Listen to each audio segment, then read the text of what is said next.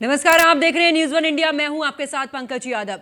श्री राम आ रहे हैं। नव वर्ष में नई अयोध्या 21वीं सदी के सबसे बड़े सामाजिक, सांस्कृतिक और धार्मिक उत्कर्ष का गवाह बनने जा रही है। लाखों राम भक्तों और श्रद्धालुओं के मन की मुराद भी पूरी होने जा रही है, जो सैकड़ों वर्षों से रामलला को दिव्य भव्य नए मंदिर में विराजने का इंतजार कर रहे हैं। 22 जनवरी 2024 की तारीख तय हो चुकी है। अयोध्या दिन रात संवर रही है, सज रही है। प्रधानमंत्री नरेंद्र मोदी जब रामलला के बाल रूप की प्राण प्रतिष्ठा करेंगे, तब यह अवसर न सिर्फ इस धार्मिक नगरी के लिए आध्यात्मिक दृष्टि से उत्कर्ष होगा, बल्कि अवध की अर्थव्यवस्था का बड़ा आधार बन जाएगा। तो 22 तारीख का सभी को इंतजार, क्योंकि 22 तारीख अयोध्या के लिए उस भव्यता का प्रतीक बनेगी जिसके लिए सभी की निगाहें इस दौरान ये देखने के लिए व्याकुल हैं कि आखिरकार 22 तारीख को जब प्राण प्रतिष्ठा होगी, उस समय पर पूरी अयोध्या त्रेता युग की तरह ही नजर आएगी। और इसी को लेकर लोगों में काफी उत्साह है। श्री राम आ रहे हैं, क्योंकि नववर्ष में नए अयोध्या 21वीं सदी के सबसे बड़े सामाजिक, सांस्कृतिक और धार्मिक उत्कर्ष का गवाह जो बनने जा रही है। लाखों राम भक्तों और श्रद्धालुओं के मन की मुराद भी पूरी होने जा रही है, जो कि सैकड़ों वर्षों से रामलला को दिव्य भव्य नए मंदिर में विराजने का भी इस दौरान इंतजार कर रहे हैं। 22 जनवरी 2024 की वो तारीख जिसका हर किसी को इंतजार है, क्योंकि अयोध्या में दिन रात इस दौरान काम चल रहा है। अयोध्या दिन रात संवर रही है, सज रही है। और साथ ही प्रधानमंत्री नरेंद्र मोदी जब रामलला के बाल रूप की प्राण प्रतिष्ठा करेंगे, तो सोचिए उस समय का दिव्य नजारा कैसा होगा। तब यह अवसर न सिर्फ इस धार्मिक नगरी के लिए आध्यात्मिक दृष्टि से उत्कृष्ट होगा, बल्कि अवध की अर्थव्यवस्था की अगर बात की जाए तो इस दौरान अर्थव्यवस्था का बड़ा आधार बन जाएगा, क्योंकि यहां पर अब पर्यटकों का भी तांता लगा रहेगा। लगातार जिस तरीके से अयोध्या को लेकर अब प्राण प्रतिष्ठा का सभी को इंतजार है, और इस दौरान देश ही नहीं विदेशों से भी वीवीआईपी वहां पर पहुंचेंगे। और अब जिन मूलभूत सुविधाओं के लिए अयोध्या तरस रही थी, भगवान राम के साथ में अब जनता को भी इस दौरान विकास अयोध्या में मिल रहा है। इतना ही नहीं, अब अयोध्या पूरे तरीके से एक आकर्षित केंद्र बन चुका है। पहले आध्यात्मिक की दृष्टि से वहां पर जो श्रद्धालु थे वो जाते थे, लेकिन अब की अगर बात की जाए तो पर्यटन की दृष्टि से, विकास की दृष्टि से हर एक ओर से पूरी तरीके से अयोध्या जो है वो अग्रसर होती जा रही है। अर्थव्यवस्था की बात की जाए तो अब अवध की अर्थव्यवस्था एक बड़ा आधार बन जाएगी। तो जिस तरीके से सबकी निगाहें 22 जनवरी को लेकर टिकी हुई हैं, जिस दिन प्राण प्रतिष्ठा होगी, और उसी की तैयारियों को लेकर, भव्यता को लेकर पूरी तरीके से अयोध्या सज रही है, संवर रही है। आखिरकार वर्षों का इंतजार जो खत्म हो रहा है, सनातन संस्कृति के लिए सबसे बड़ा दिन होगा 22 जनवरी का, जिस दिन अयोध्या का नया अध्याय लिखा जाएगा। भगवान श्री राम की बात की जाए तो प्राण प्रतिष्ठा होगी बाल स्वरूप की। इस दौरान प्रधानमंत्री नरेंद्र मोदी प्राण प्रतिष्ठा करेंगे। और अयोध्या की अगर छवि की बात की जाए तो बिल्कुल बदलती जा रही है। आध्यात्मिक और सनातनी अगर बात की जाए तो पूरे सनातनी रूप में अयोध्या नजर आ रही है, क्योंकि भगवान श्री राम का लेकर जिस तरीके से वर्षों का इंतजार आखिरकार अब वो खत्म होने को चला है। 22 जनवरी का वो दिन जिस दिन प्राण प्रतिष्ठा होगी। और त्रेता युग की अगर बात की जाए तो पूरे तरीके से दुल्हन की तरह अयोध्या को सजाया जाएगा, जैसे त्रेता युग में भगवान श्री राम की वापसी हुई थी।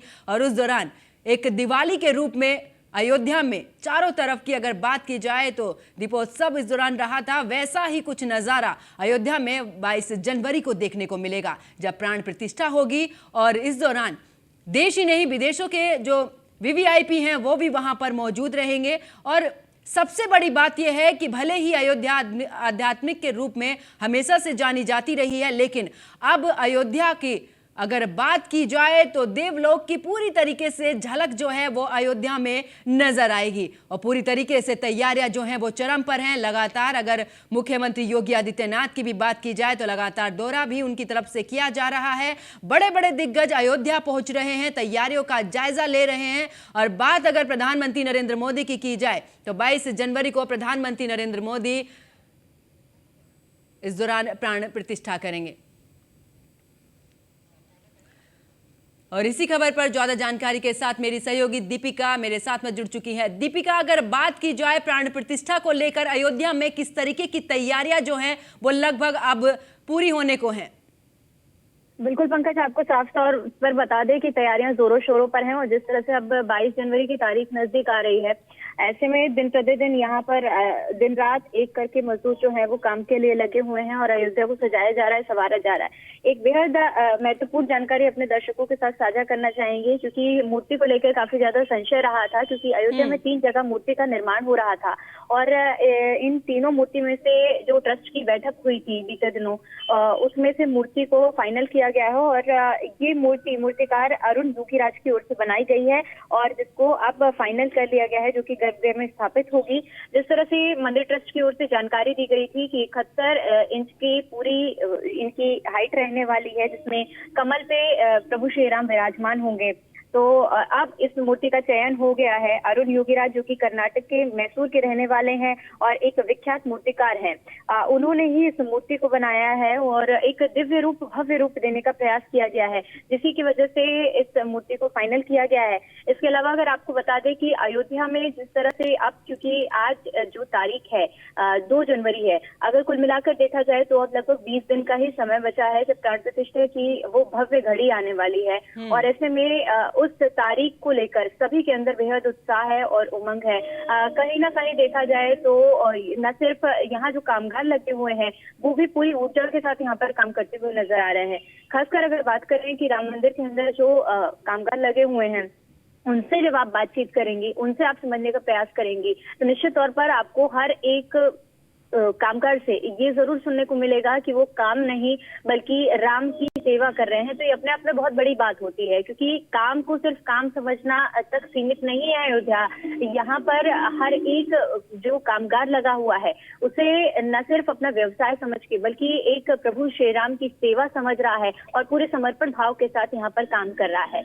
और जैसे कि बीते दिन नववर्ष का आगाज हुआ है, 2024 वही साल है जब अब 22 तारीख को रामलला विराजमान होने वाले हैं। ऐसे में एक अलग ही ऊर्जा महसूस की जा रही है, क्योंकि ये जो साल है इसकी कल्पना 500 सालों से लोग करते आ रहे हैं और अब हम उस साल में प्रवेश कर चुके हैं जब रामलला भव्य मंदिर में विराजमान होने वाले हैं। क्योंकि वो दौर भी देखा गया है जब रामलला टाट में रहे हैं, लेकिन अब वो दौर आने वाला है कि पूरे ठाट बाट के साथ रामलला को विराजमान किया जाएगा। और इसके साथ ही साथ आपको ये भी बता दें कि इस दिन की कल्पना अपने अपने अंदाज से सभी लोग कर रहे हैं।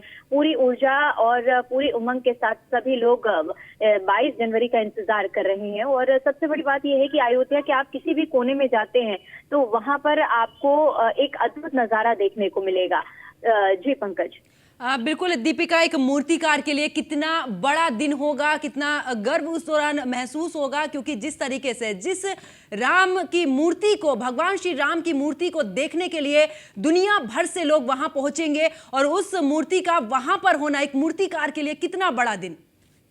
बिल्कुल बहुत बड़ी बात है पंकज, क्योंकि आप समझिए कि कंपटीशन बहुत ज्यादा था। 3 मूर्तिकारों ने मूर्तियां बनाई हैं और ये जो मूर्ति जिसका चयन किया गया है ये अपने आप में, जिस तरह से तस्वीरें भी देखिए सामने आई हैं, इतनी खास मूर्ति है क्योंकि इसमें प्रभु श्री राम भी है, हनुमान जी को भी दर्शाया गया है, उनके भाई भी उनके साथ नजर आ रहे हैं। और एक जो आप जिक्र कर रहे हैं कि गौरव की घड़ी है, जब 3 लोगों के बीच में कंपटीशन रहा, तीनों ने मूर्तियां बनाई और उसके बाद उनका चयन हुआ है। मैसूर से ये कलाकार यहाँ पर आए जिन्होंने मूर्ति बनाई है। तो कहीं ना कहीं संघर्ष बड़ा था, और लेकिन कहते हैं ना कि प्रभु श्री राम की जो मर्जी होती है वही होता है, और इसी कड़ी में उनका चयन हुआ है। यकीन मानिए कि जो ये मूर्ति है ये बहुत आकर्षक अभी फिलहाल लग रही है, और जितनी देर ये स्थापित हो जाएगी उस वक्त नजारा कुछ और ही देखने को मिलेगा। क्योंकि गर्भगृह की जो तस्वीरें सामने आ रही हैं वो तस्वीरें आपको बता दें कि अपने आप में आकर्षक हैं, लेकिन अभी तक जो कमी मानी जा रही है वो प्रभु श्री राम की कमी नजर आ रही है। और जब